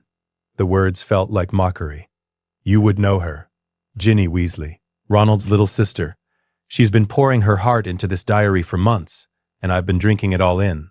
Harry's blood went cold. Ginny Weasley, Ron's sister, 11 years old and being possessed by a teenage Voldemort. "Let her go," Harry wrote. "Why would I do that?" "Because if you don't, I'll destroy you." The diary's response was immediate. "You can't destroy me without killing her. I'm intertwined with her life force now. Destroy the diary and you kill the girl. So you have a choice, Harry Potter. Let me finish the possession and save yourself, or try to save her and lose us both." Harry stared at the diary. This was Voldemort's test. Would Harry choose pragmatism, letting Ginny die to stop the Horcrux, or sentiment, trying to save her and potentially losing everything? Voldemort had trained him to choose power over attachment, to see people as expendable. But Harry remembered the Mirror of Erised, remembered choosing Ron and Hermione over the Philosopher's Stone, remembered that he'd decided to be someone different than what Voldemort had made him. "I choose her," Harry wrote, "and I'll find a way to save both of us." The diary went dark, and Harry began to plan. The chamber confrontation. Harry found the chamber's entrance in Moaning Myrtle's bathroom, a sink marked with a tiny serpent. "Open," he hissed in Parseltongue. The sink sank into the floor, revealing a pipe leading down into darkness. Harry descended alone, leaving Hermione and Ron behind, because he knew this confrontation required him to face Voldemort's memory directly. The chamber was vast, a long corridor lined with serpent statues, lit by eerie green flames. At the far end, Ginny Weasley lay motionless on the floor, and standing over her was Tom Riddle, now solid and real, drained from Ginny's life force. "Harry Potter," Riddle said. His voice was young but already cold. "How wonderful to finally meet you in person. Let her go, Riddle." "I don't think so. She's almost drained completely. In another few minutes, I'll be fully corporeal and she'll be dead. And then," Riddle smiled, "then I'll have what the pathetic wraith version of me failed to achieve. A body, youth, power. And unlike him, I won't waste time on sentiment or prophecies. I'll simply kill you and move on. You're a memory, a fragment. You think you're better than the real Voldemort, but you're just a teenage version of his arrogance. Perhaps, but I'm here, and he's not, which makes me the dominant fragment." Riddle began to pace. "You were raised by him, weren't you? I can see it in the way you stand, the way you assess threats. You have his training." "I have his training, not his values." "Liar. You're a Horcrux. You carry his soul. You are, in essence, me, or what I became." We're more alike than you want to admit. We're nothing alike. No, Riddle's smile was cruel. Then prove it. Save the girl, if you can. From the mouth of Salazar Slytherin's statue emerged a basilisk. 60 feet of serpent, fangs dripping venom, eyes closed to avoid killing Harry instantly. Kill the boy, Riddle commanded in parcel tongue. Harry's mind raced. The basilisk was deadly. Its gaze killed. Its venom was among the most lethal substances in existence. Its hide was near impenetrable. He was 12 years old with a year and a half of Hogwarts education. But he'd also been trained by Voldemort. And Voldemort had taught him to think tactically, to use every advantage, to never fight fair. Stop, Harry hissed in Parseltongue. The basilisk hesitated, torn between two Parselmouth's commands. Riddle laughed. You think you can command my basilisk? I am the heir of Slytherin. So am I, Harry hissed. I carry Slytherin's gift. I carry Voldemort's soul. I am as much his heir as you are. The basilisk swayed, confused. Harry pressed his advantage. The boy commanding you is a memory. I am real, alive, the true vessel of the Dark Lord's power. Obey me. Kill him. Riddle shrieked in Parseltongue. The basilisk struck. Harry rolled aside, barely avoiding fangs the size of daggers. He needed a weapon, something that could pierce basilisk hide. Fawkes the Phoenix burst through a grate in the ceiling, carrying the sorting hat in its talons. The bird dropped the hat at Harry's feet and flew at the basilisk, clawing at its eyes with razor-sharp talons. Harry grabbed the hat. Something heavy fell into it. He reached inside and pulled out a sword, silver ruby encrusted, with Godric Gryffindor engraved on the blade. The Sword of Gryffindor. The hat provided it to worthy Gryffindors in need. Harry had been sorted into Gryffindor. Despite his training, despite his darkness, the hat, and by extension, Gryffindor himself, considered him worthy. That realization hit harder than any spell. The basilisk lunged. Harry drove the sword upward through its open mouth, into its brain. The creature convulsed, its fang breaking off and piercing Harry's arm before it collapsed. Dead. Pain exploded through Harry's arm. Basilisk venom, lethal within minutes. Riddle was laughing. You killed the basilisk but doomed yourself. The venom will kill you before you can save the girl. You failed, Harry Potter. You chose sentiment over survival. And it's cost you everything. Harry's vision was blurring. He could feel the venom spreading, burning through his veins. But Fawkes landed beside him, tears streaming from its eyes onto the wound. Phoenix tears. The antidote to basilisk venom. The pain receded. Harry stood, grabbed the basilisk fang, and walked toward the diary lying next to Ginny. No. Riddle realized what Harry intended. You'll kill her. The link between us. Fawkes healed me. Maybe his tears can heal her too. Harry raised the fang. Or maybe you're lying about the link. Either way, you're done, Riddle. Ink spurted like blood. Riddle screamed, a terrible, inhuman sound, and his form began to dissipate, torn apart by the destruction of his Horcrux vessel. You're just like him, Riddle's voice was fading. Just as ruthless, just as willing to sacrifice. No, Harry said quietly. I'm willing to risk everything to save someone. That's the difference between us. The diary fell apart, destroyed, and Ginny gasped, color returning to her face as the possession broke. Harry? She whispered. What happened? You're safe now, Harry said. That's all that matters. Fawkes carried them both out of the chamber, Ginny still weak, Harry still processing what had just happened. He'd destroyed a Horcrux, a piece of Voldemort's soul, and in doing so, he'd proven something important. He could defy Voldemort, could destroy his immortality anchors, could choose to be more than what he'd been raised to be. The war for his soul had just begun, but this battle, at least, he'd won. Dumbledore's Gambit.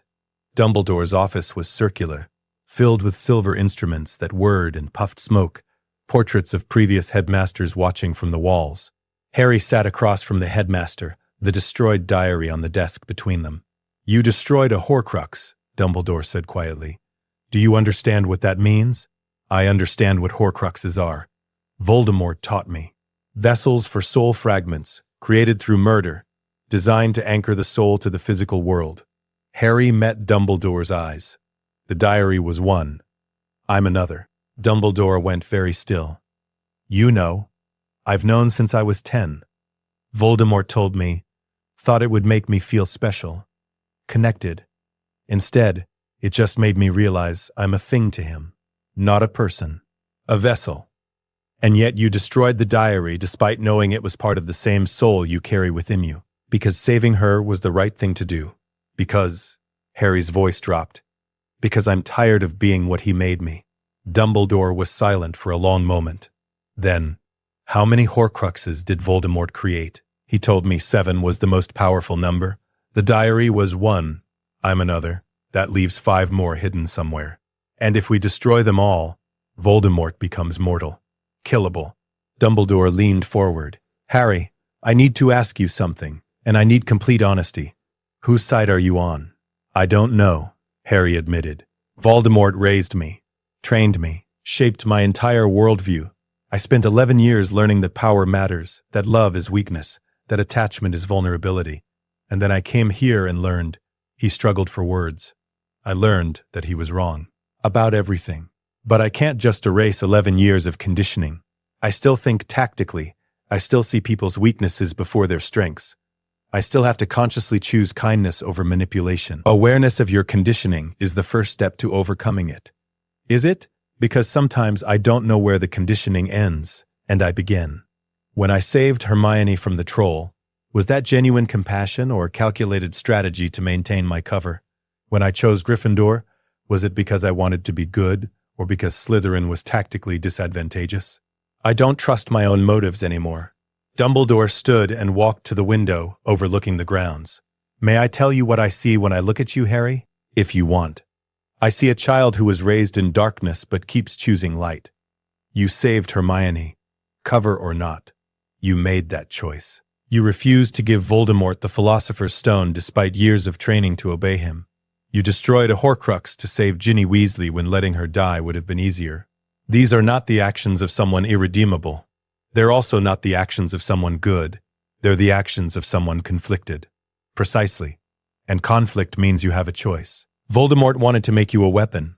No choice, no conscience, no capacity for doubt. Instead, he created someone capable of questioning, of choosing, of defying. That is his greatest failure and your greatest strength. Harry looked at his hands. What if I can't kill him? He's my father. Not biologically, but in every way that matters. He raised me. And I, despite everything, despite the betrayal and the manipulation and the darkness, part of me still wants his approval. That is natural. Abusive parents often retain psychological power over their children long after the abuse ends. Acknowledging that power is not weakness, Harry. It's honesty. So what do? You keep choosing. Every day, every moment, you choose who you want to be. Not who Voldemort made you. Not who I want you to be. Who you choose to be. Dumbledore returned to his desk. And I will help you. We will find the remaining Horcruxes. We will prepare for Voldemort's return. And when the time comes to face him, you will make your final choice. But until then, you are a student, a child, my responsibility to protect. I'm a weapon. You're a boy who has been treated as a weapon. There is a difference. Dumbledore's voice was gentle. And I will spend every day reminding you of that difference, Harry Potter. Whether you believe it or not. Year 3. The Sirius problem. Sirius Black escaped from Azkaban in the summer before Harry's 3rd year, and the wizarding world panicked. Harry knew who Sirius was. Voldemort had told him. James Potter's best friend who'd betrayed the Potters to Voldemort, who'd murdered Peter Pettigrew and 12 muggles who'd been sent to Azkaban for life. Except Voldemort's version included additional details. Sirius Black was your godfather, Harry. James trusted him above all others. That trust was his downfall. Remember this lesson. Trust no one completely. Everyone has a price. Everyone can betray. But when Sirius actually appeared, cornering Harry in the shrieking shack during 3rd year, the story he told was different. I wasn't the secret keeper, Sirius gasped. He looked like a corpse, skeletal, filthy, desperate. Peter was. We switched at the last moment, because I thought I'd be the obvious target. I thought Peter would be safer. And then he betrayed them and framed me. I've spent 12 years in Azkaban for a crime I didn't commit. Liar, Harry said, wand raised. I loved James like a brother. I would have died for him. For Lily, for you. Sirius's eyes were wild but sincere. Harry, I'm your godfather. I was supposed to take care of you, and instead you were given to—" He stopped. "Where did you grow up? Dumbledore was supposed to place you with Lily's sister." Harry's occlumency shields went up immediately. "That's none of your business. It is my business. You're my godson. I have a right. You have no rights. You're an escaped convict. I escaped to protect you. Peter Pettigrew is alive. He's been hiding as Ron Weasley's rat. I saw him in a photograph in the Daily Prophet. He's at Hogwarts. He's near you. And if Voldemort returns, Peter will run straight to him." Remus Lupin, who'd arrived moments after Sirius revealed as a werewolf and explained the whole complicated history of the Marauders, confirmed Sirius's story. Peter was indeed Ron's rat scabbers. Peter had indeed been the secret keeper. Peter had betrayed the Potters. Sirius Black was innocent. Harry's world tilted. Voldemort had lied about something fundamental, about Harry's history, his family, his godfather. "You were supposed to raise me," Harry said slowly. "If you'd been secret keeper, if you hadn't switched with Peter, if you hadn't been arrested, I would have grown up with you." "Yes," Sirius said, "and I would have loved you, Harry. I would have told you about James and Lily every day. You would have known how much they loved you, how brave they were, how they died protecting you." Harry thought about the Mirror of Erised, about the family he'd seen, parents, friends, all the people who loved him. Sirius would have been part of that. Should have been. But instead, Harry had grown up at Malfoy Manor, raised by Death Eaters, trained by Voldemort, and Sirius was standing here, looking at Harry with James Potter's eyes, seeing the darkness in him, and recoiling slightly. "What did they do to you?" Sirius whispered. "Where did you really grow up?" Harry's occlumency cracked. Just for a moment, just long enough for Sirius to catch a glimpse through legilumency of Malfoy Manor, of Voldemort's wraith form, of Parseltongue lessons and dark arts training. Sirius went white. "Oh my God. Voldemort took you. He's had you this whole time." "I need to go," Harry said. "Harry, wait." But Harry was already running from Sirius, from the truth, from the life he should have had but would never have. By the time he reached Hogwarts, Peter Pettigrew had escaped, Sirius was recaptured, and Harry was left with the knowledge that Voldemort had stolen more than just his childhood. Voldemort had stolen the family that would have loved him. Year 4, the Triwizard Tournament. The Goblet of Fire spat out Harry's name despite him being underage, and Harry knew immediately this was Voldemort's doing. The plan was elegant. Force Harry into the tournament, ensure he reached the Triwizard Cup port key, transport him to the graveyard where Voldemort waited with Wormtail in a cauldron prepared for the resurrection ritual. But the plan had a critical flaw. The ritual required blood of the enemy, forcibly taken. In Voldemort's original timeline, Harry had been an unwilling victim, truly an enemy. But now, after 2 years of defying Voldemort, rejecting his teachings, choosing friendship over power, Harry was an enemy in truth rather than in designation, which meant the forcibly taken requirement would be satisfied, which meant Lily's protection would transfer to Voldemort's new body, which meant the blood tether that ultimately saved Harry in canon, allowing him to survive the killing curse in the Forbidden Forest, would exist in this timeline too. Harry realized this during the third task. He'd cooperated with Cedric Diggory, another tactical deviation from Voldemort's teachings about eliminating competition, and they'd reached the cup together. "Should we take it together?" Cedric asked.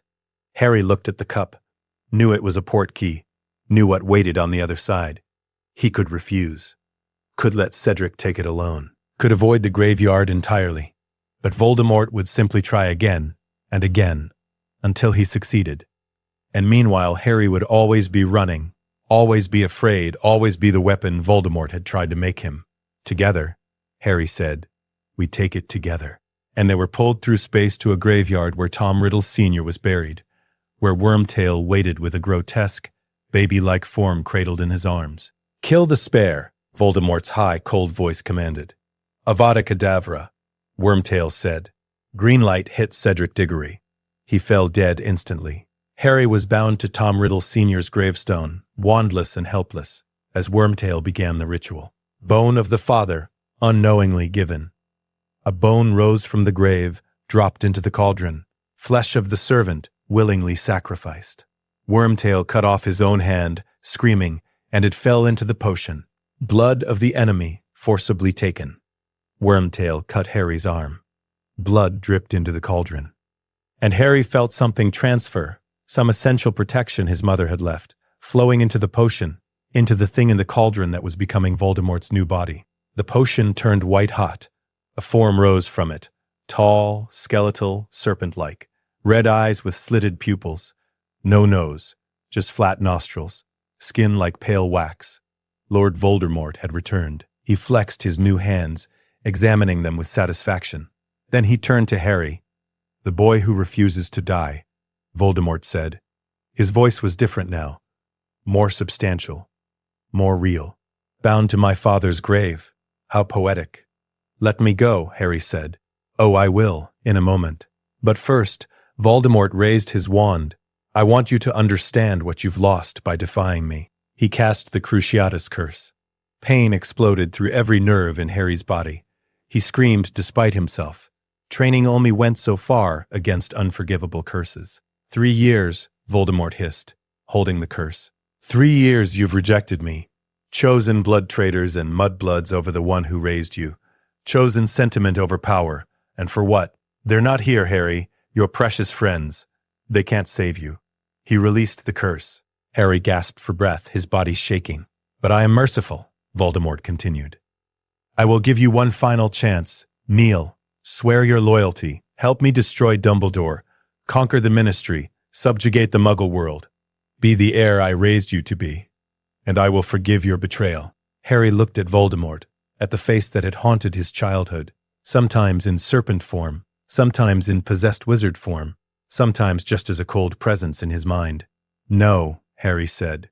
Voldemort's expression didn't change. "Then you have chosen death."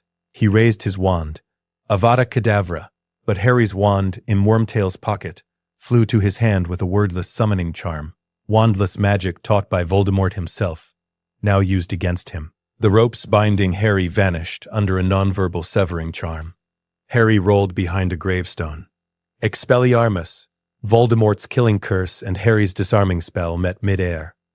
The twin cores, brother wands, phoenix feathers from Fawkes, locked together in priori incantatem. Golden light connected the wands. Ghostly figures began emerging from Voldemort's wand. His most recent victims. Cedric Diggory appeared first, then Frank Bryce, then Bertha Jorkins, and then James Potter, Lily Potter, Harry's parents. "Harry," Lily's ghost whispered, "we're so proud of you. You have to hold on." James added, "When the connection breaks, run. Grab Cedric and the cup. Get back to Hogwarts." Harry's voice cracked. I'm sorry I was raised by him. I'm sorry I'm not." "You're exactly who you should be," Lily said fiercely. "You chose love, Harry, over everything Voldemort taught you. That's all we ever wanted. Now run. Live. Win." The connection broke. Harry summoned Cedric's body with another wandless spell, grabbed the cup portkey, and vanished. He reappeared at Hogwarts with Cedric's corpse and his own arm bleeding from Wormtail's knife. The crowd's cheers turned to screams. Dumbledore ran forward. "He's back," Harry gasped. "Voldemort's back." And the Second Wizarding War began. The final year. The prophecy fulfilled. The war that followed Voldemort's return was brutal. Death Eaters attacked diagonally. The Ministry fell to Voldemort's control within 6 months through imperious curses and political manipulation. Dumbledore formed the Order of the Phoenix. Harry, despite being 15, was a member. And Severus Snape became the most important person in the war. Snape had maintained his position as Voldemort's spy, feeding information to Dumbledore while pretending loyalty to the Dark Lord. But his true mission was singular.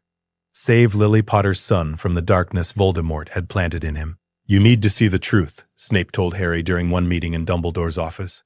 "About your mother, about what she was, about why her sacrifice matters." He pulled memories from his temple, silver strands that floated into Dumbledore's pensieve. "Watch." Harry entered the memories and saw Lily Evans through Severus Snape's eyes. Saw her kindness, her brilliance, her fierce defense of Snape when James Potter bullied him. Saw Snape's love for her, desperate, unrequited, all-consuming. Saw the moment Snape brought Voldemort the prophecy and the moment he realized what he'd done. Saw Snape begging Voldemort to spare Lily. Saw Voldemort agree and break that promise. Saw Snape's breakdown when Dumbledore told him Lily was dead. His vow to protect her son at any cost. Always, Snape had said when Dumbledore asked how long he would protect Harry, and his Patronus, a silver doe, identical to Lily's, had appeared as proof. Harry emerged from the pensieve with tears streaming down his face. "She loved you," Snape said quietly. "More than life, more than magic, more than anything. And that love lives in you still, in your blood, in your choices. In every moment you've defied Voldemort. You are Lily Potter's son, Harry, not Tom Riddle's heir. Never forget that." "I won't," Harry whispered. The final battle came in Harry's 7th year. Dumbledore and Harry had spent 2 years hunting Horcruxes. The ring, destroyed by Dumbledore. The locket, destroyed by Hermione. The diadem, destroyed by Fiendfire. Nagini remained, but killing her required the Sword of Gryffindor, which Neville Longbottom had pulled from the Sorting Hat in the final battle, which left only Harry himself. "The prophecy says neither can live while the other survives," Dumbledore had explained. "You carry a piece of Voldemort's soul. As long as you live, he cannot truly die. You must let him kill you, Harry. It's the only way." "And then I die for real," Harry said. "Because the blood tether, I'm an enemy now, not an ally. The ritual transferred Lily's protection to Voldemort. When he kills me, I'm tethered to life through him. Yes, you'll go to a liminal space, a place between life and death, and you'll have a choice: return and finish this, or move on to whatever comes next." Harry thought about this, about the mirror of Eriside showing him his parents, about Lily and James appearing during Priori Incantatem and telling him they were proud, about Ron and Hermione and Neville and every person who'd shown him that love wasn't weakness. "I'll come back," Harry said. "I have to." The Battle of Hogwarts raged through the night.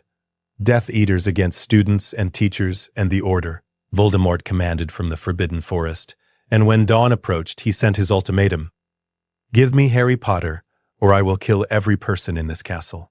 Found Voldemort waiting with Nagini and his inner circle. "The boy who lived comes to die," Voldemort said. "How noble, how pointless." "It's not pointless," Harry said. "You told me once that love was weakness. You were wrong. Love is the only thing strong enough to survive death. My mother proved that, and I'm about to prove it again." Sentimental fool. Avada Kedavra. King's Cross. Harry woke in a space that looked like King's Cross Station, but brighter and emptier. Dumbledore sat on a bench, very much alive. Beside him, glowing with ethereal light, were James and Lily Potter. "Am I dead?" Harry asked. "Not quite," Dumbledore said. "You're in a liminal space. The Horcrux fragment Voldemort left in you has been destroyed by his killing curse. You are free of him now, Harry. Free to choose? Choose what? To stay here? Move on to whatever comes next? Reunite with your parents? Rest after 17 years of war? Or return? Finish what you started? Destroy Voldemort forever?" Harry looked at James and Lily. "If I stay, we'll be together," Lily said gently. "The family you always wanted. No more war. No more pain. Just peace." "But if you go back," James added, "you can save everyone still fighting. Your friends. Your world. The life you chose." Harry thought about Ron and Hermione, about Neville and Ginny and Sirius, who'd been cleared of all charges and fought in the battle, about every person who'd shown him love when they had no reason to. "I have to go back," Harry said. "They need me. And I need them." Lily smiled. "That's my son, always choosing others." "You'll carry us with you," James said. "Not as ghosts, not as memories, but in your choices, in your heart. That's what family means." Harry hugged them both, his parents, finally after 17 years. Then he turned to Dumbledore. "How do I finish this? The Elder Wand's allegiance lies with you. You disarmed Draco Malfoy at Malfoy Manor, and Draco had disarmed me on the Astronomy Tower. Voldemort stole the wand from my tomb, but it won't work properly for him. Use that. And remember, he cannot kill what he does not understand. Love, Harry. That's your weapon." Voldemort thought him dead. Narcissa Malfoy, checking for a pulse, whispered, "Is Draco alive?" "Yes," Harry whispered back. "Then stay down. Play dead. I'll tell him you're gone." And Voldemort, triumphant, marched Harry's corpse to Hogwarts to break their spirits. But when Neville Longbottom refused to surrender, When he pulled the sword of Gryffindor from the sorting hat and beheaded Nagini, the final Horcrux died, Voldemort became mortal, and Harry rose. I'm not dead, Tom, and I'm not your weapon. I never was. The final duel was brief. Voldemort cast the killing curse, Harry cast Expelliarmus. The Elder Wand, recognizing its true master, refused to kill Harry and rebounded the curse on Voldemort. Tom Riddle fell, and this time, with all Horcruxes destroyed, he died permanently. The war was over. Epilogue. 19 years later. Platform 9 3/4. September 1st, 2017. Harry Potter stood with his wife Ginny and their 3 children, watching them board the Hogwarts Express. Will I be in Slytherin? His youngest son Albus Severus asked nervously. Harry knelt down. Albus, you were named for 2 headmasters of Hogwarts. One of them was in Slytherin, and he was probably the bravest man I ever knew. But if you really want to be in Gryffindor, the Sorting Hat will take that into account. It did for me. Like Voldemort. You're not. And do you want to know how I know? Harry smiled. Because Voldemort raised me, trained me, tried to make me into a weapon. And I chose differently. I chose love. I chose friends. I chose to be better than my raising. And you? You have something I never had. Parents who love you. A family who supports you. You'll never have to make the choices I made, Albus. You're already free. I love you, Dad. I love you too. Now go. Your mother and I will be here when you get back. The children boarded. The train departed, and Harry stood with Ginny, watching it disappear into the distance. Do you ever regret it? Ginny asked quietly. Choosing to come back? You could have stayed with James and Lily. Never, Harry said. Because this you, our children, our friends, the world we built after the war, this is what I fought for. This is what love creates. And Voldemort will never understand that. He looked at his scar, faded now, barely visible after 19 years of peace. The boy who'd been raised to destroy the world had chosen to save it instead. And that choice made all the difference. Let us know what you'd like to see next. The end.